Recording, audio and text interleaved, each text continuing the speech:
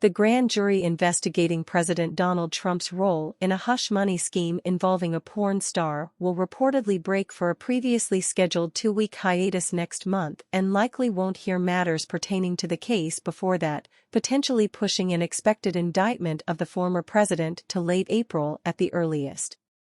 The plans could change since the panel considers many matters at a time, especially if Manhattan District Attorney Alvin Braggs recalls members to reconvene over the break, according to the reports.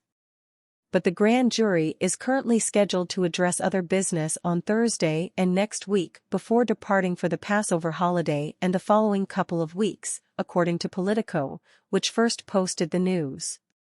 Reports in the last several weeks suggested that the panel was nearing a vote on an indictment, and Trump himself stirred up anticipation by claiming earlier this month that he was going to be arrested within days, a disclosure he made without offering details. House Republicans then demanded Bragg testify about the investigation, a request Bragg's office rebuffed, calling it an unprecedented inquiry into a pending local prosecution.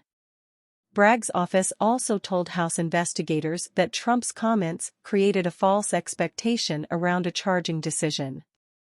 The Manhattan probe is one of several investigations into Trump that appear to be heating up. In Georgia, Fulton County prosecutors are weighing charges in an investigation in efforts by Trump and his allies to overturn the 2020 election results there. Fulton County District Attorney Fani Willis said in January that charging decisions were imminent. Most recently, Trump's lawyers sought to quash the full public release of the grand jury's report in that case. Trump is also facing twin investigations by Justice Department Special Counsel Jack Smith into his handling of classified materials after he left office, as well as his role in attempts to overturn the 2020 election and the violent insurrection on January 6, 2021. A federal judge recently denied an effort by Trump's lawyers to block a subpoena issued to former Vice President Mike Pence, ruling that Pence was required to answer some of the investigators' questions. The prosecutors in Manhattan are probing Trump's role in a hush money scheme involving Stormy Daniels, an adult film actor who alleges that she had an extramarital affair with Trump. The probe stems from revelations that Trump's personal attorney and fixer, Michael Cohen, paid Daniels $130,000 in October 2016 as part of a deal he negotiated with her to keep her quiet about the affair during Trump's successful presidential campaign. Cohen was then reimbursed by Trump's company. The payments to Cohen were recorded as legal expenses. Prosecutors said the money amounted to an unrecorded gift to Trump's presidential campaign, and Cohen pleaded guilty to campaign finance violations in 2018. He was sentenced to 3 years in prison.